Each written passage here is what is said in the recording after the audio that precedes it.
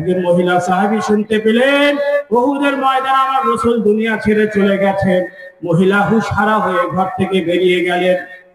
কিছু দূর যাওয়ার পরে সাহাবায়ে আজমাইন আটকে বললেন, তুমি যাচ্ছ কোথায়? তুমি কি শুনেছো আজকে জিহাদের ময়দানে তোমার বাবা শহীদ হয়ে গেছে, আজকে জিহাদের ময়দানে তোমার ভাই শহীদ হয়ে গেছে, তোমার কলিজার টুকরো দুটো সন্তান শহীদ হয়ে গেছে, এমনকি তোমার স্বামীও শহীদ হয়ে গেছে। মহিলা খালি একটা কথাই বললেন, কাইফার রাসূল, কে আছে কে নাই এটা বড় কথা নয়, আগে বলো আমার রাসূল কেমন আছে। স্বামী চলে গেছে, কলিজার টুকরো দুটো সন্তান চলে গেছে, সে বলছে আমার রাসূল কেমন আছে, কে আছে না আছে শোনার সময় নেই। সুবহানাল্লাহ বলবেন না? প্রিয় ভাইরা, এভাবে রাসূলকে নিয়েছেন, মহব্বত দেখিয়েছেন। উহুদের ময়দানে গেলেন, আমার রাসূল আক্রান্ত হয়েছিলেন, দুনিয়ার হায়াত ছিলেন। মহিলা চোখের পানি ছেড়ে দিয়ে বলেন, ইয়া নবী আল্লাহ, আজকে জিহাদের ময়দান আমার ঘরটাকে খালি করে দিয়েছে, আমাকে মা বলে ডাকার সন্তান আর চলে গেছে, আমার বাবা চলে গেছে, আমার স্বামী চলে গেছে, ঘর খালি হয়ে গেছে, থাকার কেউ নাই। ইয়া নবী আল্লাহ, আপনি আছেন, আমার সব আছে, আর কিছু আমার দরকার নেই। জোরে বলবেন না সুবহানাল্লাহ? বলেন না নারায়ে তাকবীর। প্রিয় ভাইরা, এই ভালোবাসা, এই মহব্বত দেখিয়ে গেছেন। আপনারা শুনেছেন উহুদের ময়দানে মুশরিকরা সর্বোচ্চ শক্তি প্রয়োগ করেছে যে আজকে যে করেই হোক আল্লাহ রাসূলকে দুনিয়া থেকে বিদায় করে দিতে হবে, এই সুযোগ হাতছাড়া করা যাবে না। কিছু সাহাবী, ৯-১০ জন সাহাবী ছিলেন আশেপাশে, শক্ত প্রাচীর তৈরি করে তারা দাঁড়িয়ে গেছেন, আমার রাসূলকে মাঝখানে রেখে তারা প্রাচীর তৈরি করে দাঁড়িয়ে গেছেন। সুবহানাল্লাহ। যেভাবেই হোক রাসূলকে নিরাপত্তা দিতে হবে। এবার মুশরিকরা আঘাত করছে, তারা প্রতিহত করছে, কোন কোন আঘাতে কোন সাহাবী পড়ে যাচ্ছেন, শহীদ হয়ে যাচ্ছেন, সেই জায়গায় আরেকজন সাহাবী দাঁড়িয়ে যাচ্ছে। সুবহানাল্লাহ। একটা পর্যায়ে সাইয়্যিদুল মুরসালিন দেখতে চাইলেন, দেখি মুশরিকদের অবস্থান কি। দেখার জন্য নিজের মাথা মুবারকটা তুললেন, আল্লাহর রাসূল মাথা মুবারক তুললেন মুশরিকদের অবস্থান দেখার জন্য। হযরত আবু তালহা রাদিয়াল্লাহু আনহুর কথা বলা যায়, তিনি চিৎকার করে আওয়াজ করে বললেন, ইয়া নবী আল্লাহ, ইয়া রাসূলুল্লাহ, আমার বাবা মা আপনার জন্য কুরবান হয়ে যাক, দয়া করে আপনার মাথা মুবারক তুলবেন না, যত তীর আসে আসতে দেন, আবু তালহা তার বুকের মধ্যে নিবে, যত তীর আসে তার বুকের মধ্যে নিবে, কিন্তু আমার রাসূল সামান্য কষ্ট পাবে, আবু তালহা সেটা বরদাস্ত করতে পারবে না। জীবন দিয়ে ভালোবেসেছে, ঠিক কিনা? প্রিয় ভাইরা, একটা দুটো নয়, ৭০টা তীর নিজের শরীরের মধ্যে নিয়েছে। একটা পর্যায়ে পারলেন না, পড়ে গেলেন, হুঁশ হারিয়ে ফেলছেন, জান্নাতের সুগন্ধ পাচ্ছেন। আল্লাহর রাসূল বলেন, ও তালহা, আল্লাহর জান্নাত তোর জন্য ওয়াজিব হয়ে গেছে। ওয়াজিবা, রাসূলকে মহব্বত করে আল্লাহর জান্নাত তার ওয়াজিব হয়ে গেছে। আমার রাসূলের পোশাক, নমুনা, আদর্শ যদি নিই, ইনশাআল্লাহ কাল কিয়ামতের ময়দানে আল্লাহ তাআলা আল্লাহর রাসূল সাল্লাল্লাহু আলাইহি ওয়াসাল্লাম শাফায়াত করে আমাদের জান্নাতে নিয়ে যাবে। ঠিক কি না? মান আহাব্বা সুন্নতি ফাকাদ আহাব্বানি ওয়া মান আহাব্বানি কানা মাই ফিল জান্নাহ।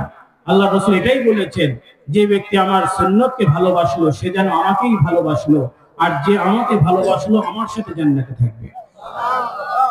মারা যাবেন ইনশাআল্লাহ? এই পারবেন ইনশাআল্লাহ? নবীর সুন্নত নিতে পারবেন?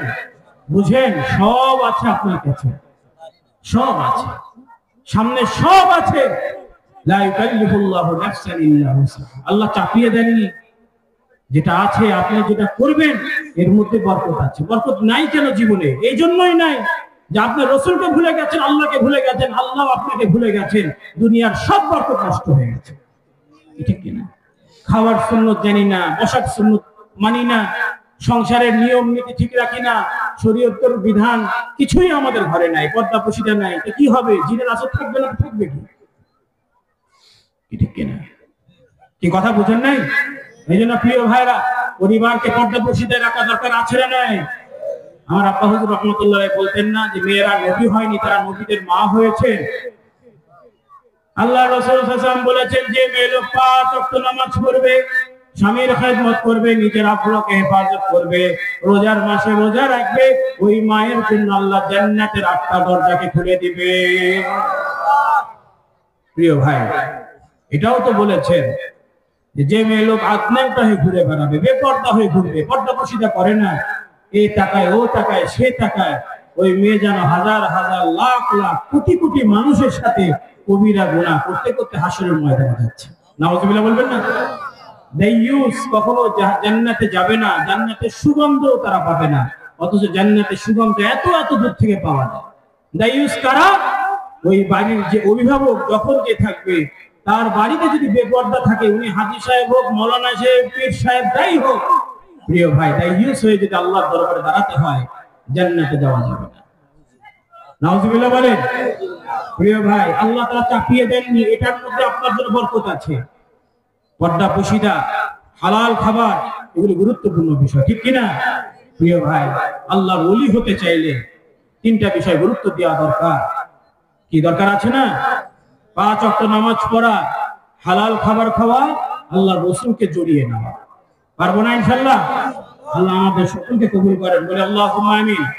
রাসূলের সুন্নাতকে জিন্দা করবেন। আজকে ছোট্ট একটা আমলের কথা বলে যায়, যেহেতু খানকা, এটা খানকা না, ফুরফুরা শরীফের খানকা, আপনাদের ভালোবেসে মহব্বত করে নাম রেখেছে। এই ইসলামপুরের খানকা, খানকার সাথে দরবারের সম্পৃক্ততা, কি ঠিক কিনা?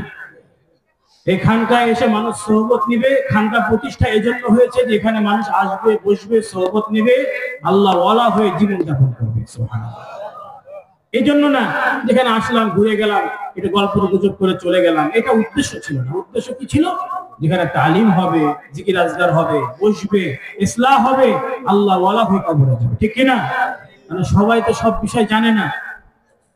প্রিয় ভাই, সোহবত, মানুষের সংস্পর্শে আসা দরকার আছে না নেই?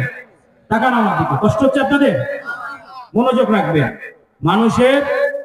মানুষের সঙ্গী হওয়া, ভালো মানুষ ভালো জায়গায় যায়, ঠিক কিনা? আতরের দোকানে গেলে শরীর থেকে কিসের গন্ধ আসে? এই জোরে বলেন, কিসের গন্ধ আসে? আর নর্দমার পাশ দিয়ে যাবেন, দুর্গন্ধ আসবে। এই জন্য আতরের, বিড়ি সিগারেটের পাশে দাঁড়াবেন, ও ধুমা শরীর লাগে, দুর্গন্ধ আসবে, ঠিক কিনা? আর আতরের দোকানে গেলে সুগন্ধ আসে। ভালো মানুষদের সাথে বেশি বেশি থাকবেন, আপনাকে দেখলেও ওই ভালো মানুষদের মতো আপনাকে মনে হবে। আর ভালো মানুষ যদি হয়ে যেতে পারেন, দুনিয়া তো সফলতা, আখিরাতেও সফলতা, ঠিক কিনা? ইমানদার বান্দার যখন জান কবজ হয়, ফেরেশতারা আদবের সাথে খুব যত্ন করে তার জান কবজ করেন, উপরের দিকে নিয়ে যান, প্রতিটা স্তরে ওই সুগন্ধটা ছড়িয়ে যায়। আশেপাশে সব ফেরেশতা এসে জিজ্ঞেস করেন যে আজকে এত সুন্দর সুগন্ধ, কার জান কবজ করা হয়েছে? বলা হয় ফুলান ইবনে ফুলান, অমুকের ছেলে অমুকের জান, অমুকের বেটা অমুকের জান কবজ করা হয়েছে। তিনি কেমন ছিলেন? সবাই বলছেন, এলাকায় যারা জানাজা পড়েছে তারা বলেছেন লোকটা ভালো মানুষ ছিলেন। ফেরেশতারাও ভালো মানুষ, আল্লাহ তাআলা ঘোষণা দিবেন লোকটা ভালো মানুষ, জান্নাতি করে কবুল করে নেবেন। সুবহানাল্লাহ। এইজন্য প্রিয় ভাইরা, আমরা চেষ্টা করব ভালো মানুষের সঙ্গী হওয়া। রাজি আছি ইনশাআল্লাহ? প্রিয় ভাইরা, লক্ষ্য রাখবেন, বাজারে গেলে বাজার সদাই যা পান গড়ে তো কেনা হয় না, বেচে বেচে কিনেন না, ভাত বিচার করে কেনাকাটা হয় না। মাছ, চাল, ডাল যা কেনাকাটা করেন, সবজি, হ্যাঁ কি বলে, গোস্ত, যা কিছু কেনাকাটা করেন, কখনো তো দুধের জায়গায় ঘোল নিয়ে আসছেন নাকি? বাজার থেকে দুধের জায়গায় ঘোল কিনে এনেছেন? একেবারে 1 নম্বর প্রোডাক্ট, হ্যাঁ, কোনটা খাঁটি তেল, কোনটা খাঁটি দুধ, কি বলে ঘি, মধু, সব বেচে বেচে কেনাকাটা করেন। দুনিয়ায় সচেতনতা এত বেশি, আখিরাতের ব্যাপারে গাফেল কেন আমরা? দুনিয়া তো চিরস্থায়ী আমাদের না।